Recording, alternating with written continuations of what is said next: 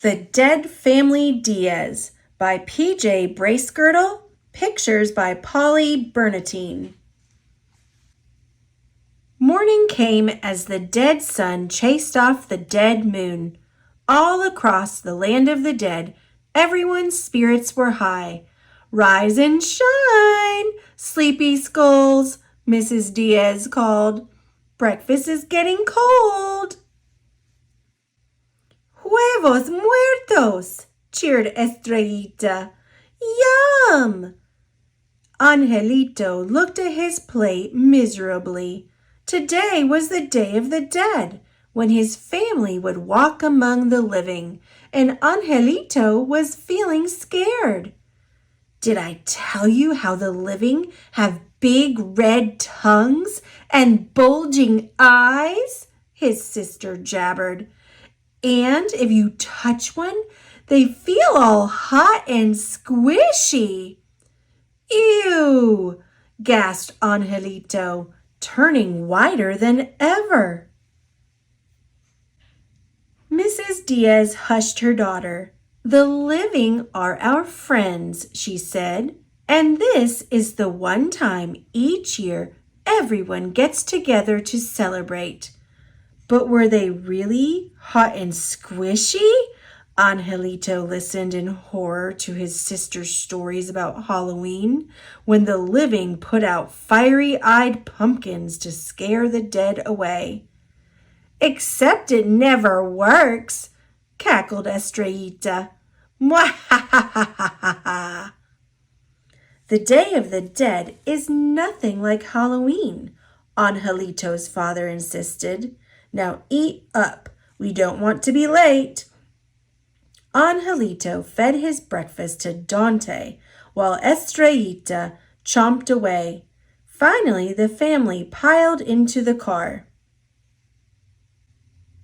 "I told you we should have left earlier," Mr. Diaz grumbled. "Just look at this traffic." Nearby, a large crowd was waiting for the elevator to the land of the living, and the dead were getting restless. "Quit pushing, numbskull! Tell it to the zombies at the back!" Jostled and shoved, the Diaz family squeezed into a packed elevator. Up and up they went, until, ding, the doors finally opened. "Welcome to the land of the living," a booming voice shouted. Pushed into the bright world beyond, Angelito froze. Where were his parents? Shouting people, chiming bells, and blaring music drowned out his calls. He darted through the crowd, searching, but his family was nowhere to be found. Finally, Angelito arrived at a quiet square. Spotting a friendly-looking skull, he asked, "You didn't see a man and a woman and a bone-headed girl wearing too much jaw gloss pass by, did you?" The boy laughed but shook his head. Angelito began to slump away. "I'm Pablo, by the way," the boy called. "Did you happen to see any of them yet?" "Them?" He means the living, Angelito thought. He told Pablo all about the terrible shouting he'd heard near the elevators. "They must be getting ready to attack," whispered Pablo. "Let's get out of here." The pair scrambled behind a fruit and vegetable stand, where Angelito came up with a plan. They'd tip over boxes of cherries so their enemies would slip. "And then we can finish them off with these," Pablo suggested, handing over a few tomatoes. Before long, they heard an angry mob approaching. "Get ready," whispered Angelito. "Aim." "Wait! Hold your fire!" cried Pablo. It wasn't a mob at all, but a parade full of banging drums and blasting trumpets. Still, Pablo warned that some of them might be hiding in it. Maybe we should keep our masks on just in case. Masks? Laughed the skeleton boy. What masks? These ones, silly, said Pablo, reaching for Angelito's face. Hey, you're as cold as a popsicle, he squealed. And you've got bulging eyes, cried Angelito. Ah! You're one of them, they both shouted.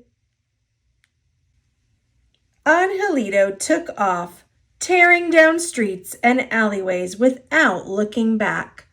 Out of breath, he finally stopped. Had he really been playing with a living boy the whole time? How freaky, he shuddered. How icky, how awful! But how incredibly fun, he had to admit. Except now he was alone again. Feeling glum, Angelito wandered around the deserted town until he found himself at the cemetery gates. Inside, a big party was going on. There was a loud bark. Dante! Angelito cried, rushing over to his family. Mrs. Diaz squeezed her son so tightly he thought he might crack. Angelito told them how he'd gotten lost and had been looking for them all day. We're just glad you're safe, sighed his father. Now let's get to the buffet. I'm ready to stuff my rib cage. Estrellita slid up to her brother. Oh, I bet you were so scared, she whispered gleefully. All alone in the land of the living. Actually, I wasn't alone, Angelito said. And then, spotting a familiar face, the dead boy discovered that he didn't need guts to be brave. Hey, Pablo, wait up, Angelito called. The living boy turned, then a big smile crossed his face. Sorry for saying you had bulging eyes, said Angelito. Sorry for calling you a popsicle, Pablo replied. So we're cool again? Angelito asked, grinning a big skeleton grin. Pablo winked. Cool as your bones. Angelito told Pablo all the things Estrellita had said to make him scared of the living. She's okay mostly, he admitted, but sometimes she can be a real knucklebone. Maybe she just needs to meet a real living boy up close, Pablo said. Mwahahaha!